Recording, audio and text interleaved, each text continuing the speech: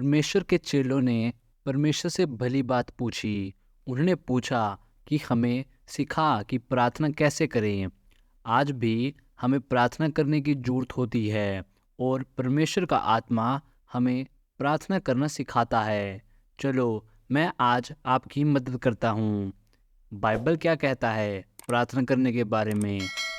क्योंकि मेरा विश्वास है कि मेरी और आपकी ज़िंदगी में प्रार्थना की जो कमी है, प्रभु उसे दूर करना चाहता है। क्योंकि शैतान हमारी ज़िंदगी में गड़बड़ी, नुकसान, अभाव को लाता है। इसलिए हमको प्रार्थना करने की ज़रूरत होती है।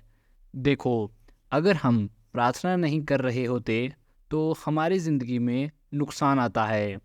ताकत और सामर्थ्य को हम खो देते हैं और परेशानियां बढ़ती हैं।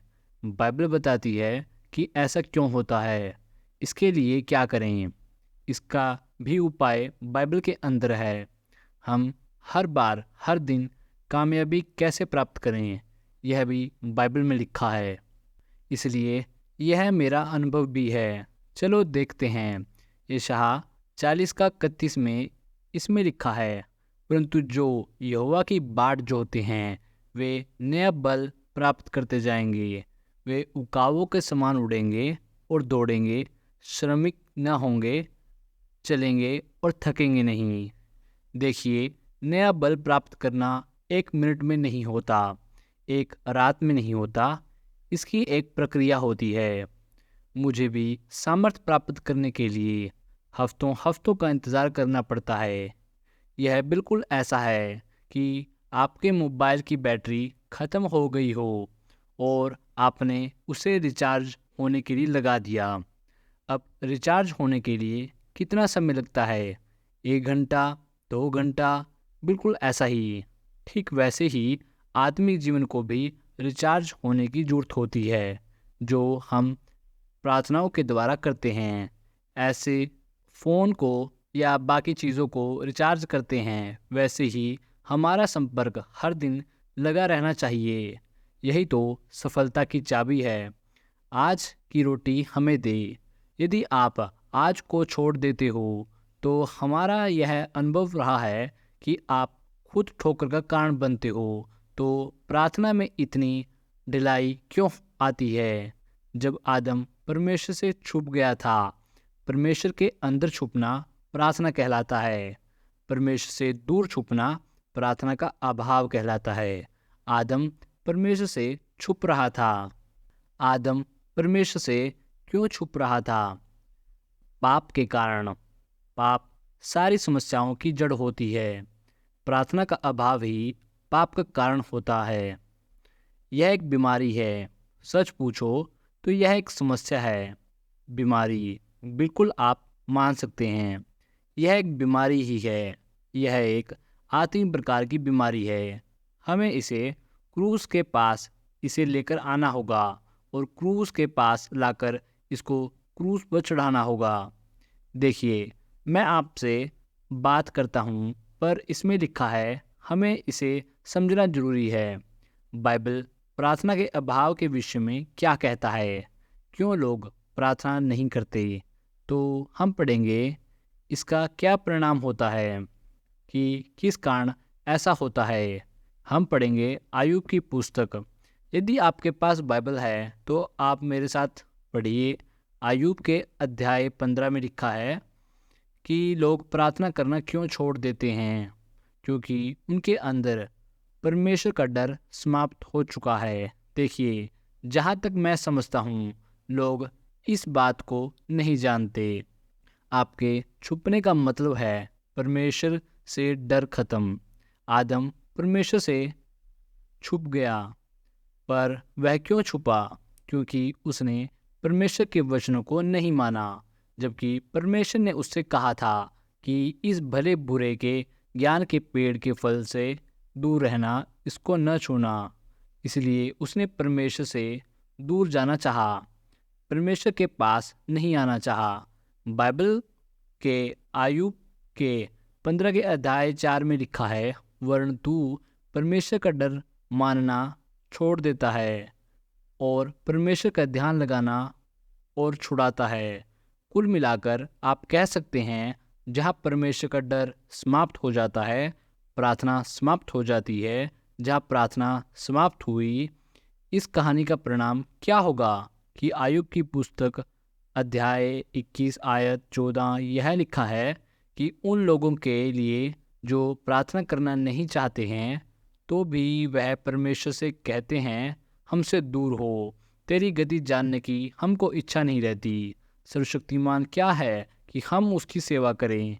यदि हम उसे उससे विनती भी करें तो हमें क्या लाभ होगा?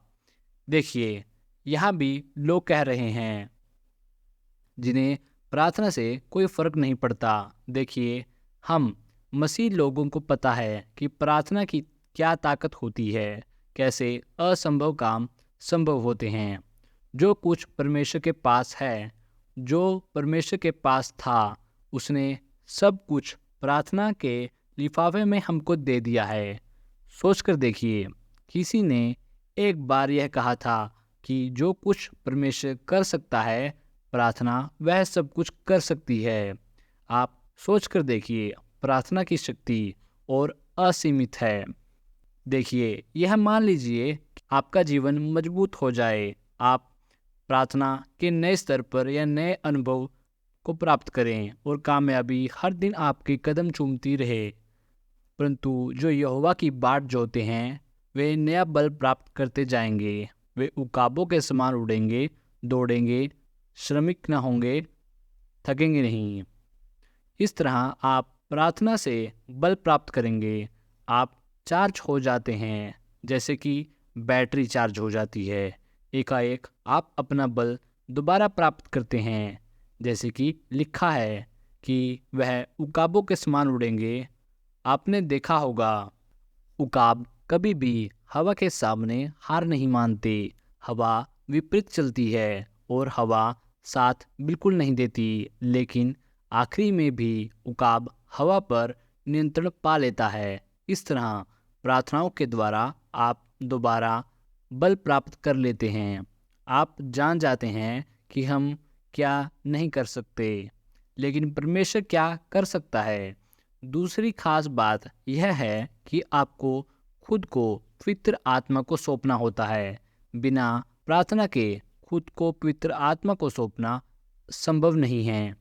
जैसे उकाब हवा में पंख खोलकर अपने आप को सौंप देता है, तब जाकर आप एक ऊंची उड़ान भरते हैं और आत्मिक के उच्च स्तर पर अनुभव प्राप्त करते हैं, जहां आप एक अभिषेक प्राप्त करते हैं। व्यवस्था विवरण अध्याय 32 के 13 आयत में यह लिखा है, इज़राइल को परमेश्वर ने चट्टान के चकमक, तेल और मधु खिलाया। यह सब कुछ कैसा? यह बिल्कुल आत्मिक स्तर पर आपको मिलाता है। यह कैसे मिलता है? बिल्कुल, यह प्रार्थना के द्वारा हमको मिलता है। परंतु जो यहोवा की बाट जोते हैं, वे नया बल प्राप्त करते जाएंगे। जी हाँ, आपने ठीक समझा कि आप उच्च स्तर पर पहुंच जाते हैं, जहां पर बल प्राप्त करते हैं। जहां पर व्यवस्था विवरण 32 के आयत 13 में हम पढ़ते हैं, आप दौड़ेंगे, श्रमित न होंगे। दौड़ना बहुत अच्छा है। वे दौड़ेंगे पर श्रमित न होंगे, वे चलेंगे। यशायाह ऐसा कहता है, दौड़ने का तात्पर्य यह है कि आप परमेश्वर के साथ साथ चलते हो, प्रार्थना के अभाव में, ना कि परमेश्वर के साथ। तो प्रार्थना में रहने का तात्पर्य यह है कि आप परमेश्वर के साथ साथ चल रहे होते हो और पवित्र बादल आपकी रक्षा करता रहता है। आपको याद होगा, पुराने नियम में लिखा है, सुरक्षात्मक बादल के घेरे में से जब इज़राइली बाहर निकले तो अमलेकियों के द्वारा मार दिए गए। तो आप परमेश्वर के साथ नहीं चलेंगे तो शत्रु आप पर बाहर से आकर आक्रमण कर देगा। तो जो परमेश्वर के साथ नहीं चल रहे, वे सुरक्षा कवच से बाहर निकल गए हैं, तो शत्रु ने उनको मौत दे दी, मर गए। हम मरना नहीं चाहते हैं, तो हम क्या करें? तो हमको परमेश्वर के साथ चलना होगा, क्योंकि रक्षा हमें वहीं से मिलती है। यह बादलों की रक्षा हमें मिलती है। प्रार्थना के द्वारा जब आप प्रार्थना करते हो, आप पाप को बाहर छोड़ते हो और पवित्र आत्मा को अंदर बुलाते हो। मैं आपको फिर से बताता हूँ कि जब आप प्रार्थना करते हो तो पाप बाहर छोड़ते हो और पवित्र आत्मा को अंदर लेते हो। प्रार्थना आपको बनाती है। यह ऐसा है कि पवित्र आत्मा किस तरह उपस्थिति जाहिर होती है। पवित्र आत्मा की उपस्थिति आपको और प्रार्थना करने के लिए उत्सुक करती है। यह सब इस प्रकार होता है कि जब आप प्रार्थना करते हो तो प्रार्थना का सामर्थ प्रकट होता है। जब परमेश्वर का सामर्थ प्रकट होता है और सामर्थ प्रकट होता है और प्रार्थना करने का मन प्रकट होता है, इस तरह आत्मिक सुरक्षा शक्ति के चक्र में प्रस्तुत होता है और इस प्रकार परमेश्वर की सामर्थ निकलती है और प्रार्थना में प्रार्थना करने का मन होता है और जो प्रार्थना नहीं करते वे संकट में पड़ जाते हैं। आयूब की पुस्तक 21 अध्याय में इसके विषय में ऐसा लिखा है। आयूब 21 के 16 वचन में ऐसा लिखा है, देखो क्या उनके कुशल उनके हाथ में नहीं रहता, दूसरे लोगों के विचार मुझसे दूर रहें। देखिए, मैं आपको बता दूं कि आमने सामने आपसे दिल की बात करना बहुत पसंद है।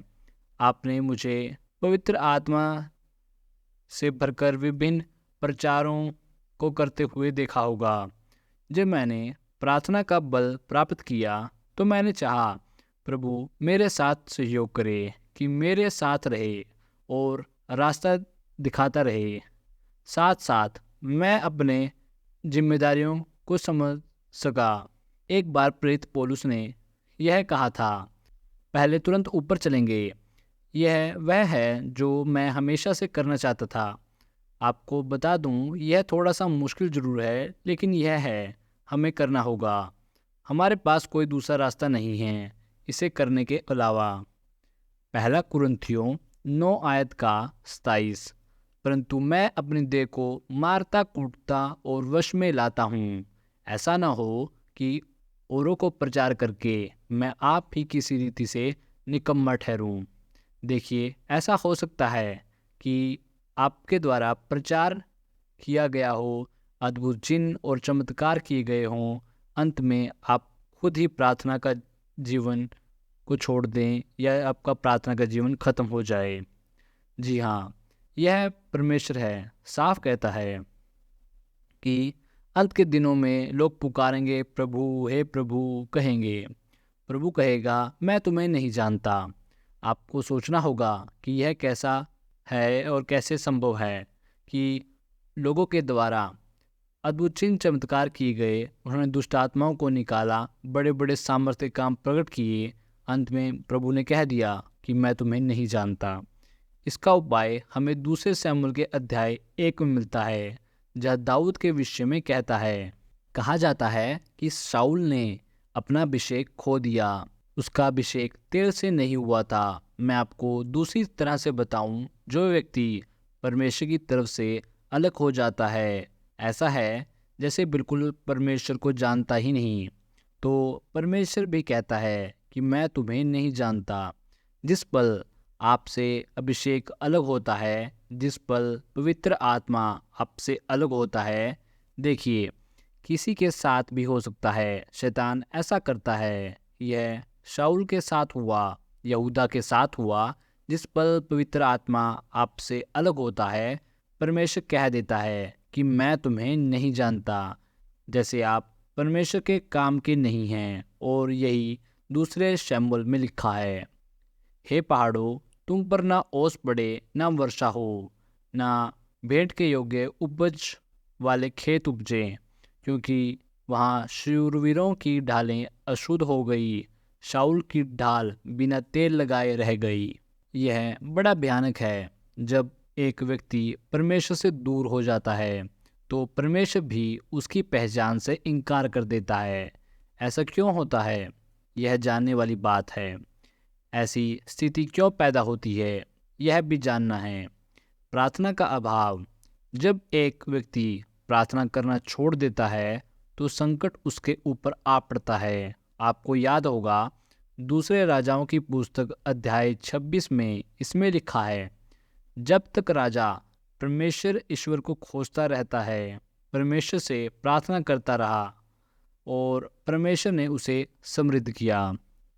एक नौजवान राजा जिसका नाम उजिया था, जिसने शुरू किया था, उसके विषय में लिखा है, पवित्र वचन स्पष्ट बताता है कि वह राजा परमेश्वर के पीछे चलता रहा, परमेश्वर ने उसे बहुत आशीषित किया। दूसरा इतिहास अध्याय 26 इसका आयत 5। जकरिया के दिनों में जो परमेश्वर के दर्शन के विषय में समझ रखता था, वह परमेश्वर की खोज में लगा रहता था। जब तक वह यहोवा की खोज में लगा रहा, तब तक परमेश्वर ने उसको सफलता दी। यह है सफलता की चाबी। जब तक वह परमेश्वर को खोजता रहा, तब तक परमेश्वर उसको सफलता देता रहा। और बस यही करना होता है। यह हमारा निर्णय है कि जब तक हमें परमेश्वर के पास जाते रहना होगा, जब तक परमेश्वर हमारे पास न आ जाए। पहला कदम हमें उठाना होता है, जो कि बहुत मुश्किल होता है। इसलिए पौलुस कहता है पहले कुरिन्थियों उसके 27 में कि मैं अपनी देह को मारता हूँ, कूटता हूँ और वश में करता हूँ। यूनानी भाषा में वश में लाने का अर्थ होता है कि हाड़ और मांस पर काबू पाना। वश में लाने का अर्थ कि एक दूसरे पर पूरी तरह से हावी होकर काबू पाना, जैसे पहलवान अखाड़े में करते हैं। पर यहाँ पर आपको अपने आप से लड़ना होता है, जैसे याकूब परमेश्वर से लड़ता है। मेरा कहने का मतलब यह है, ऐसा करके आपको अपने आप से जूझना पड़ता है, अपनी कमियों से जीतना पड़ता है, जब जाकर आपका छुटकारा हो पाता है। यह आसान होता जाता है जब आप प्रार्थना करते रहते हो, करते रहते हो और करते रहते हो, और यह बहुत आसान है और जल्दी आप कर पाते हो। पूरा सामर्थ्य प्राप्त करने में तो हफ्तों का समय लगता है। अगर आप प्रार्थना नहीं कर रहे, अगर आप रोज प्रार्थना कर रहे हो, देखिए, रोज प्रार्थना करने से मेरा मतलब है 5 या 4 दिन में सामर्थ्य प्राप्त नहीं होता, क्योंकि लिखा है कि शरीर कमजोर है। वह जो यहोवा की बाट जोते हैं, नया बल प्राप्त करते जाएंगे। आपका बल दोबारा वापस आना शुरू हो जाता है। सबसे बुरी बात तो यह है कि हम प्रार्थना सभाओं को नज़रअंदाज कर देते हैं, जिसका बहुत भारी भुगतान हमें चुकाना पड़ सकता है। जब आप प्रार्थनाओं को नज़रअंदाज करते हैं, कुछ भी हो सकता है। आप आर्थिक रूप से पीड़ित हो सकते हैं, आप मानसिक रूप से पीड़ित हो सकते हैं, आप भावनात्मक रूप से पीड़ित हो सकते हैं, आप पारिवारिक रूप से भी पीड़ित हो सकते हैं। हमारा भविष्य खराब हो जाता है और हमारी ग्रह गृहस्थी बिगड़ जाती है। सब कुछ गिर जाता है, शत्रु और बलवंत होता जाता है। यह बहुत डराने वाली बात है। हमारे प्रार्थना के अभाव के कारण शत्रु हमारे खिलाफ सामर्थी बन जाता है और हमारी स्थिति पहले से ज़्यादा बेकार हो जाती है। सच में प्रार्थना में बहुत सामर्थ है। आपके लिए हर ताले की चाबी है। देखिए, इस वक्त आपसे बात करते समय मेरा मन प्रभु से कहे जा रहा है कि प्रभु आपको प्रार्थना का जीवन दे। आप फिर से प्रार्थना का जीवन में वापस आएं। प्रभु आपको घुटने की प्रार्थना का जीवन दे। देखिए, प्रार्थना से दूर जाना किसी समस्या का हल नहीं है। प्रार्थना से आप सब कुछ प्राप्त कर सकते हो। मैं आपसे वचनों से बात करने जा रहा हूँ। प्रार्थना का अभाव देखिए, मैं आपको बताने की कोशिश कर रहा हूँ कि क्या खतरा होता है यदि हम प्रार्थना नहीं करते। मैं फिर से जाता हूँ आयुब की पुस्तक 2 में, क्योंकि उन लोगों के विषय में कहता है जो लोग प्रार्थना नहीं करते। आयत 16 कहता है, देखो, क्या उनका कुशल उनके हाथ में नहीं रहता? दुष्ट लोगों का विचार मुझसे दूर रहे। तो पहली चीज़ है कुशल। वे अपने जीवन में सही निर्णय नहीं ले पाते क्योंकि प्रार्थना उनके जीवन में नहीं है। दूसरा, आयत 17 कहता है, कितनी बार दीपक बुझता है, उन पर विपत्ति आ पड़ती है, या परमेश्वर क्रोध करके उनके भाग में शोक देता है। यह तो बिल्कुल देखा सुना लगता है।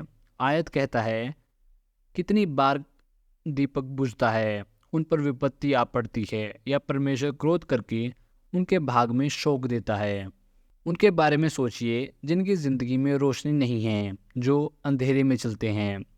जब कोई प्रार्थना नहीं तो कोई रोशनी नहीं। और आगे लिखा है, उन पर विपत्तियां पड़ती हैं। यदि कोई प्रार्थना का जीवन नहीं तो सुरक्षा भी नहीं। इसमें लिखा है विपत्तियां पड़ती हैं, यानी कोई बचाव नहीं। वे हवा से उड़ा एक भूसा और बवंडर से उड़ाई हुई भूसी के समान होते हैं। उनका रखरखाव नहीं, वे संरक्षित नहीं। परमेश्वर के द्वारा उनका कुछ संरक्षण नहीं है। प्रार्थना नहीं तो कोई मार्गदर्शन नहीं। प्रार्थना नहीं तो कोई रक्षा नहीं है। प्रार्थना नहीं तो कोई संरक्षण नहीं। प्रार्थना नहीं तो परमेश्वर की तरफ से कोई बचाव नहीं या रखाव नहीं। देखिए, ऐसा लिखा है कि परमेश्वर आपको आग की पुतली के समान संभाल कर रखेगा। पर यदि आप प्रार्थना नहीं करते तो परमेश्वर आपको नहीं रख सकेगा। देखिए, जब आप प्रार्थना में बने रहते हैं तो परमेश्वर की नज़र भी आप पर बनी रहती है। तो वह हमेशा आपको देखता रहता है। हमेशा आप समझ सकते हैं कि आपने प्रार्थना के समय को बांध दिया तो समझिए कि आपने परमेश्वर की नज़र को बांध दिया है। आगे आयत 19 में लिखा है, तुम कहते हो कि परमेश्वर उसमें धर्म का दंड उसके बाल बच्चों के लिए रख छोड़ता है, वह उसका बदला उन्हीं को दे, ताकि वह जान लें। इसका मतलब है कि कोई क्षमा नहीं। आप देखते हो कि एक के धर्म का बदला उसको नहीं, पर उसके बाल बच्चों को भी उसके धर्म का प्रतिफल मिलता है। कोई क्षमा नहीं, क्योंकि कोई प्रार्थना नहीं। उसका न्याय केवल उस पर नहीं, पूरे घराने पर पड़ता है। देखिए, चाहे आप आधे घंटे की प्रार्थना करें, तो मैं कोशिश कर रहा हूँ समझाने की कि प्रार्थना चाहे छोटी हो, क्या महत्व है। यह मेरा आपको विशेष सुझाव है कि कम से कम 1 घंटा प्रार्थना करें। यीशु ने कहा, क्या तुम मेरा एक घड़ी भी इंतज़ार न कर सके कि 1 घंटे की प्रार्थना से भी काम बन जाएगा। अगर आप और ज़्यादा कर सकते हैं तो कृपया अपना प्रार्थना का जीवन चलाएं और कृपया प्रार्थना कीजिए। तो ऐसा करके आप आगे के बंदरों को तोड़ देते हैं और सामर्थ प्राप्त करेंगे, क्योंकि लिखा है, जो परमेश्वर यहोवा की बाढ़ जोहते हैं वे नया बल प्राप्त करते जाएंगे। अधिक प्रार्थना यानी 2-3 घंटे वाली प्रार्थना अधिक सामर्थ्य प्राप्त करते जाएंगे। जी हाँ, यह सब आपके ऊपर है। देखिए, मुझे पता है कि आपके ऊपर काम है, जिम्मेवारियां हैं, पर हो सकता है सुबह के वक्त समय निकालना और आप समय निकालने की कोशिश करें। शाम के वक्त में क्या है कि आपका शरीर थक जाता है और थकान भी होती है। परमेश्वर आपसे दिन का सबसे बेहतर चाहता है, सबसे बेहतर चाहता है। दाऊद भी कहता है कि हे परमेश्वर, प्रातः तू मेरी पुकार को सुनता है। इसलिए प्रार्थना के अभाव वाले विषय को हम जारी रखते हुए आगे पढ़ते हैं। आयत 20 में लिखा है, दुष्ट अपना नाश अपनी ही आंखों से देखेंगे और सर्वशक्तिमान के क्रोध में से आप ही पी लेंगे। हे दोस्तों, अगर आप चैनल पर नए हैं तो चैनल को सब्सक्राइब कर लीजिए और नोटिफिकेशन बेल यानी घंटी वाले बटन को दबाना मत भूलना, ताकि आपसे कोई भी वीडियो मिस ना हो।